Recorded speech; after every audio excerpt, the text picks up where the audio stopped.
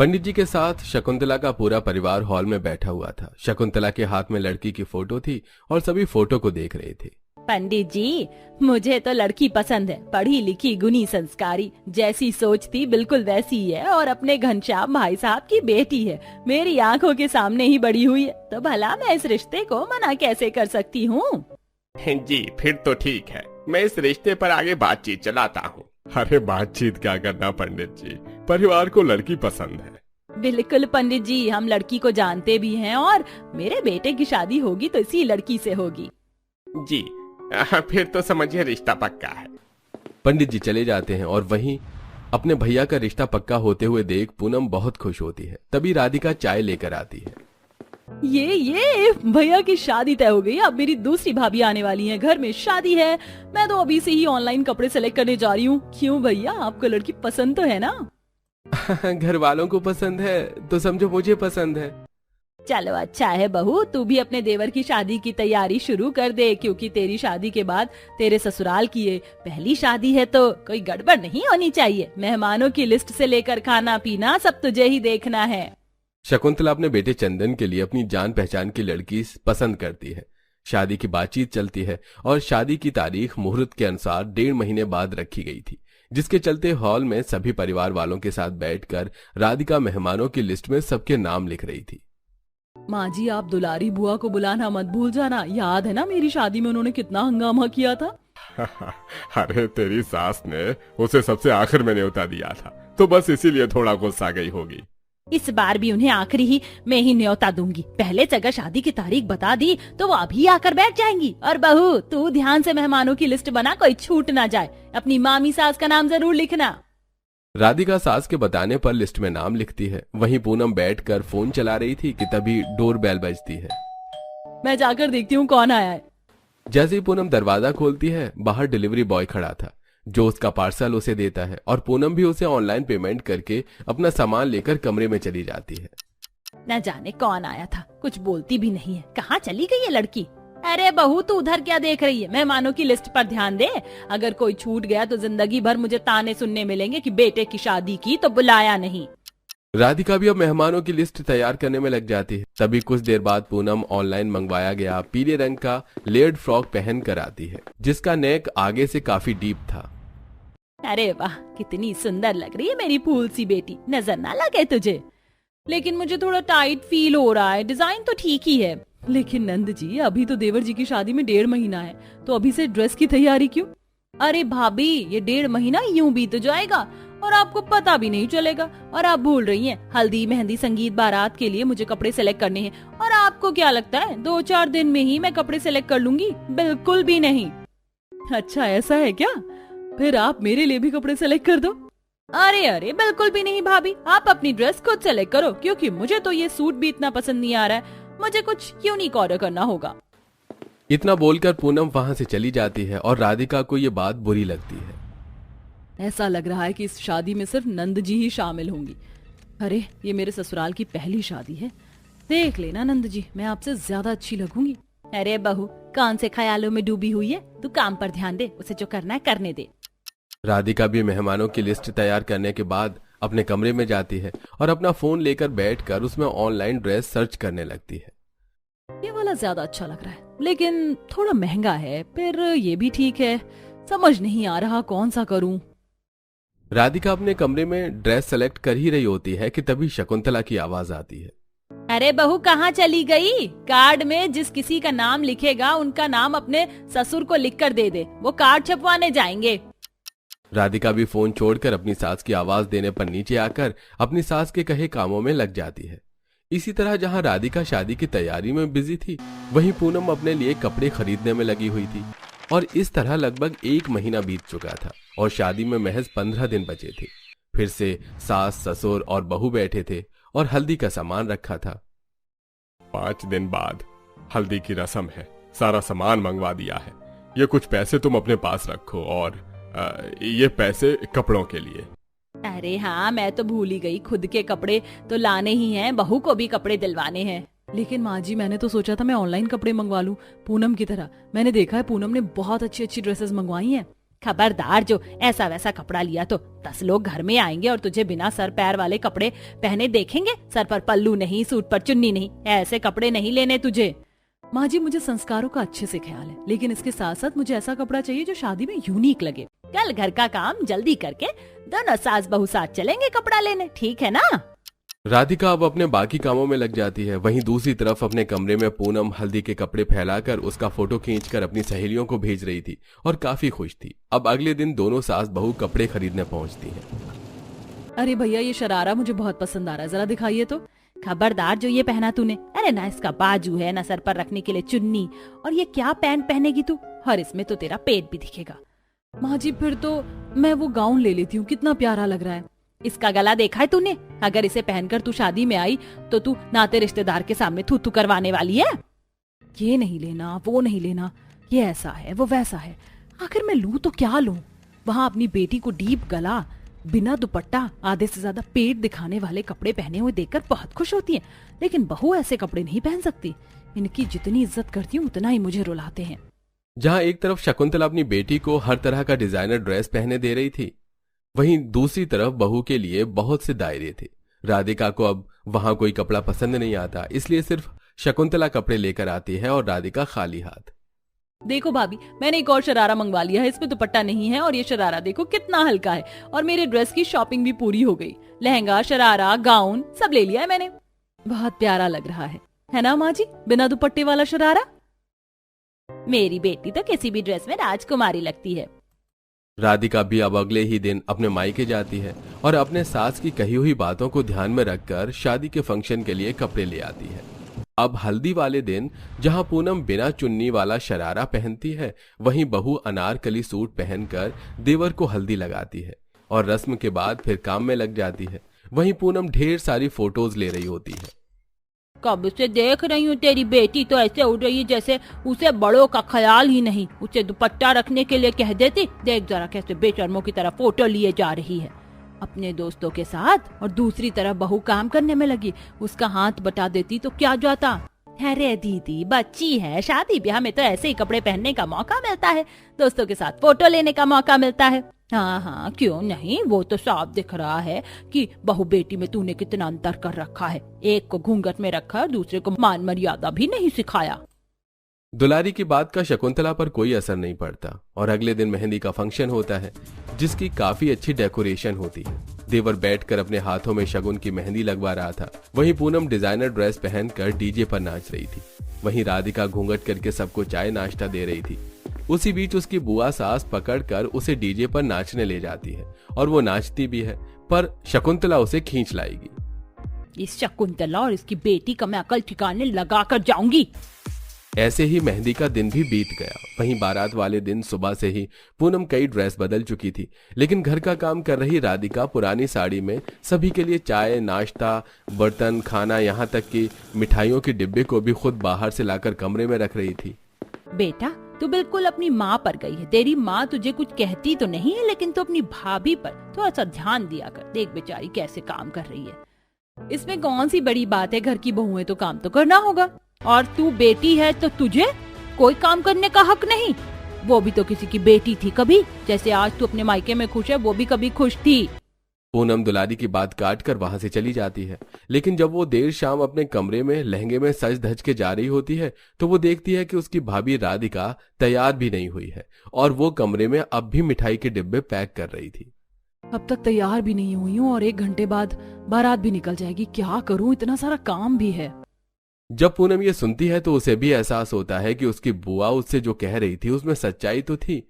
अब झटपट पूनम अपनी भाभी का हाथ बटाती है और गेट पर खड़ी शकुंतला के साथ दुलारी ये देखती है, पर शकुंतला मुंह बनाकर चली जाती है। जिसके बाद पूनम अपनी भाभी को उसका लाया हुआ लहंगा पहनाती है और खुद अपने हाथों से उसे तैयार करती है। और जब वो घूंघट करने जा रही होती है तो पीछे से शकुंतला आती है और कड़क लहजे में बोलती है, रहने दे बहू, घूंघट मत कर, बहुत गर्मी है, ऐसे ही चल। शकुंतला ने अपनी गलती तो नहीं मानी, पर उसे अपनी बहू पर थोड़ा तरस आया, इसलिए उसके कहने पर राधिका घूंघट नहीं करती और उसे बहुत अच्छा लगता है। दोनों नंद भाभी बाहर जाती हैं और सास की इजाजत से नंद के साथ राधिका भी नाचती गाती चंदन की बारात लेकर जाती है और जल्दी बारात घर पहुंचते हैं, जहां एक तरफ चंदन अपनी दुल्हन के साथ फेरे ले रहा था, वहीं दूसरी ओर सबकी नजर राधिका और उसके ड्रेस पर थी। सब उसकी तारीफ कर रहे थे। मान गए शकुंतला बहन को, देखो बहू बेटी के पहनावे में फर्क नहीं किया, बहू के सर पर घूंघट भी नहीं, और देखो नंद से ज्यादा ससुराल की पहली शादी में वही चमक रही है। औरतों की बात सुनकर शकुंतला भी खुश होती है और जाकर अपनी बहू की नजर उतारती है। बरसात में रोज रोज तीखे पकौड़े बनाने वाली देवरानी जेठानी। कितना सुहाना मौसम हो रहा है, इस बरसात में तीखे पकौड़े खाने को मिल जाए तो ओहो हो मजा आ जाएगा। कितनी तेज बारिश आ रही है, अगर अभी इस वक्त में कार में नहीं होती तो गर्मा गर्म रसोई में आलू गोभी पालक पनीर प्याज जैसे कई सब्जियों के तीखे पकौड़े बनाकर खाती। कुछ देर बाद रीता और अनीता अपने ससुराल पहुंचती हैं। आओ बहू रानी, घर के अंदर आओ। अगले दिन सुबह अनीता और रीता दोनों अपनी पहली रसोई का खाना बनाने के लिए रसोई में आती हैं, जहां वो खिड़की से देखती हैं कि तेज तेज बारिश हो रही है। तभी दोनों देवरानी जेठानी एक साथ कहती हैं, अरे बारिश, अब तो गर्मा गर्म तीखे पकौड़े खाने चाहिए। क्या कहा जेठानी जी? पकौड़े? आप भी? हाँ देवरानी जी, मुझे भी बरसात में तीखे पकौड़े खाने बहुत पसंद हैं। लो जी, ये तो सोने पर सुहागे वाली बात हो गई। चलिए फिर मिलकर बनाते हैं दोनों देवरानी जेठानी बरसात में तीखे तीखे पकौड़े। हाँ तुम सब्जियां काट लो, मैं हरी मिर्च लाल मिर्च सिलबट्टे पर पीस लेती हूँ, इससे पकौड़े में तीखापन और भी अच्छे तरीके से आएगा। अब अनीता लाल और हरी मिर्च को सिलबट्टे पर पीस लेती है। इसके बाद रीता उन सभी मिर्चियों को पकौड़े के बैटर में मिलाती है और गर्मा गर्म तीखे पकौड़े बनाकर तैयार कर लेती है और कुछ देर बाद उसे डाइनिंग टेबल पर परोसती है। अरे पकोड़े, अरे वाह, इतने सारे तरह तरह के पकोड़े। पर बहू, आज तो तुम्हारी पहली रसोई थी। हाँ, और हमारे यहाँ तो पहली रसोई में मीठा बनाया जाता है। मुझे तो लगा था कि बहू के हाथ से खीर खाने को मिलेगी। बहू, ये पकोड़े किस लिए बनाए हैं? वो माँ जी, बाहर बरसात हो रही है ना, और बरसात के मौसम में पकौड़ी नहीं खाए तो क्या खाए? बात तो सही है, चलिए अब पकौड़े खाते हैं। अब जैसे ही परिवार वाले पकौड़े खाना शुरू करते हैं, वहीं शिखा जैसे ही पहला बाइट पकौड़े का मुंह में लेती है तो फौरन उसे उगल देती है। भाभी, ये पकौड़े बनाए हैं या बम का गोला? इसे खाकर तो मेरे कान से धुएं निकल गए। बहू, ये कैसा पकौड़ा बनाया जिसमें मिर्च के सिवा कुछ स्वाद ही नहीं आ रहा? ये कैसे पकौड़े बनाए आप दोनों ने, इतना तीखा? अरे हमारे परिवार में कोई इतना तीखा नहीं खाता, हम लोग सिंपल खाना खाते हैं। सिंपल खाना खाना तो ठीक है, पर पकौड़े वो तो बरसात में तीखे ही अच्छे लगते हैं।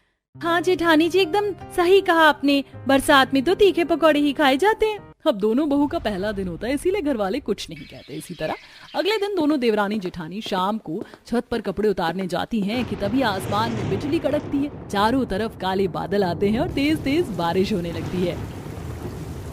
अरे देवरानी जी, सारा टाइम क्या कपड़े उतारने में ही निकाल दोगी?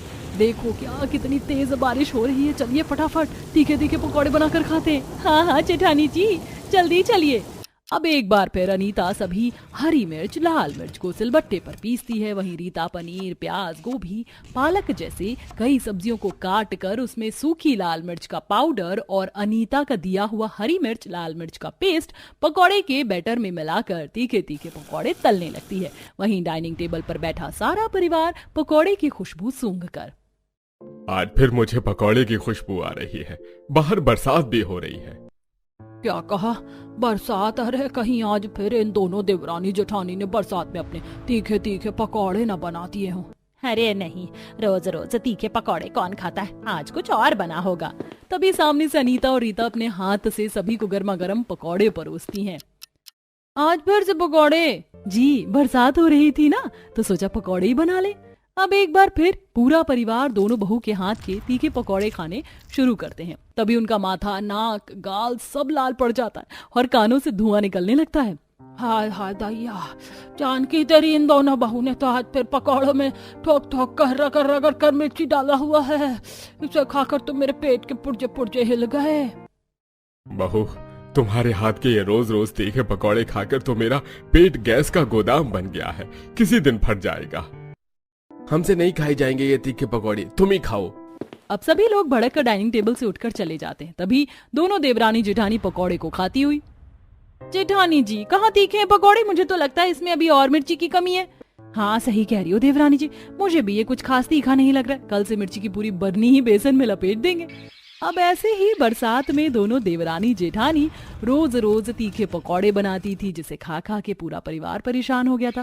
तभी एक दिन निधि और शिखा अपने दोस्तों के साथ कॉलेज से भीगती हुई घर आ रही होती हैं। अरे शिखा, निधि, बारिश तो बहुत तेज हो रही है, चलो हम भी तुम्हारे साथ तुम्हारे घर ही चलते हैं।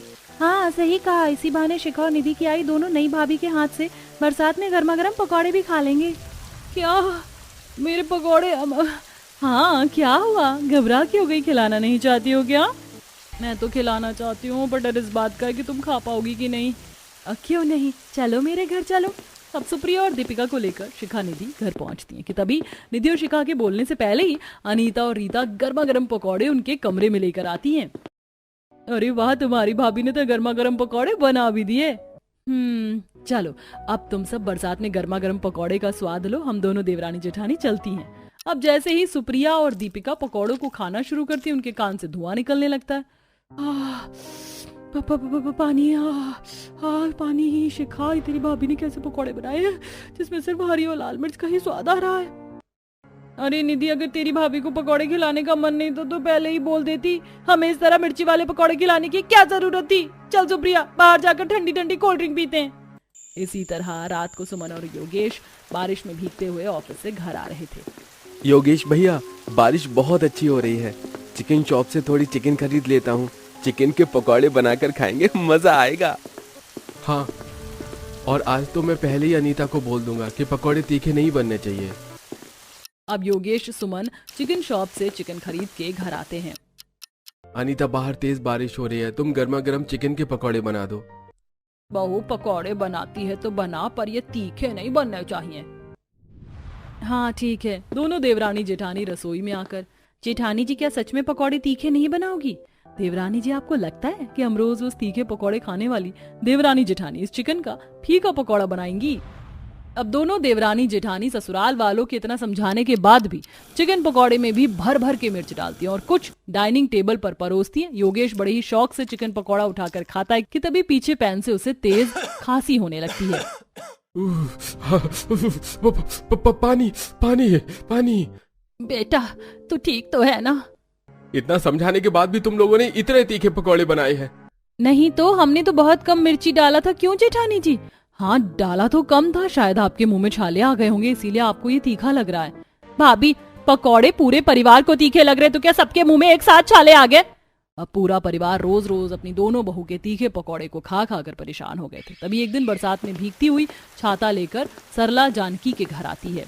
अरे सरला, इतनी बारिश में क्या हुआ?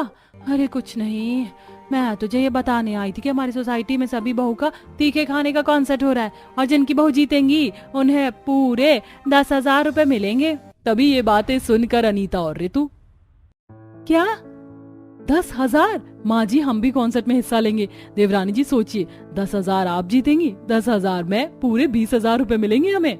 हाँ, दोनों बहू अपनी कमर कस लो जीतने के लिए। सरला के वहाँ से जाने के बाद, माँ जी बोलिए ना, हम भी कॉन्सर्ट में हिस्सा ले लें। हाँ ले लो, पर एक शर्त पर, अगर तुम इस कॉन्सर्ट में हार गई तो तुम कभी अपने ससुराल में तीखा खाना नहीं बनाओगी। तीखा खाना बनाने में तो हम चैंपियन हैं। हाँ माँ जी, हमें आपकी ये शर्त मंजूर है। 2 दिन हल्की हल्की बारिश में सोसाइटी की सभी बहुएं घर के बाहर हो रहे स्पाइसी फूड कॉन्सर्ट में एक फेमस शेफ के लिए अपने तीखे पकवान बना रही होती हैं। देवरानी जी, पूरी कोशिश करना, हमें इस तीखे पकवान के चैलेंज को जीतना है। अब कुछ देर बाद सोसाइटी की सभी औरतें फेमस शेफ को अपना स्पाइसी फूड बनाकर खिलाती हैं। अमेजिंग मिसेस तान्या, आपका खाना बहुत अच्छा बना है। कुछ देर बाद अनीता और रीता का खाना भी शेफ के आगे सर्व किया जाता है। कितना बकवास खाना बनाया है। अभी इसे मेरे सामने से ले जाओ। तीखा खाना बनाने को बोला था, लेकिन इसमें तो ठीक तरीके से नमक भी नहीं डाला गया है। आप अभी इस कॉन्सर्ट से डिस्क्वालीफाई होती हैं। पर हमने तो अच्छे से मसाले का इस्तेमाल किया था। चलिए जेठानी जी, अब बोलकर कोई फायदा नहीं क्योंकि हम डिस्क्वालीफाई हो गए हैं। अब दोनों बहू अपना मुंह लटकाकर घर आती हैं। क्या हुआ, कॉन्सर्ट जीती तुम दोनों? नहीं माँ जी, हम डिस्क्वालीफाई हो गए। अच्छा, डिस्क्वालीफाई? फिर अपने वादे के अनुसार तुम्हें याद है ना कि तुम आज से कभी इस घर में तीखा खाना नहीं बनाओगी? हाँ माँ जी, याद है, हम कभी तीखा खाना नहीं बनाएंगे। अब तो हमें खुद तीखे खाने से गुस्सा आ रहा है बहू के वहाँ से जाने के बाद। आखिर ये दोनों हार कैसे गई? ये तो तीखा बनाने में बहुत माहिर है। हारी नहीं है, मैंने हरवाया है इन्हें। मैंने ही इनकी हरी मिर्च के मसाले में सूखा शिमला मिर्च पाउडर और लाल मिर्च के पाउडर में सूखा टमाटर पाउडर मिला दिया था, ताकि ये दोनों वो कॉन्सर्ट हार जाए और घर में कभी तीखा खाना ना बनाए। क्या बात है माँ, आपने तो कमाल कर दिया।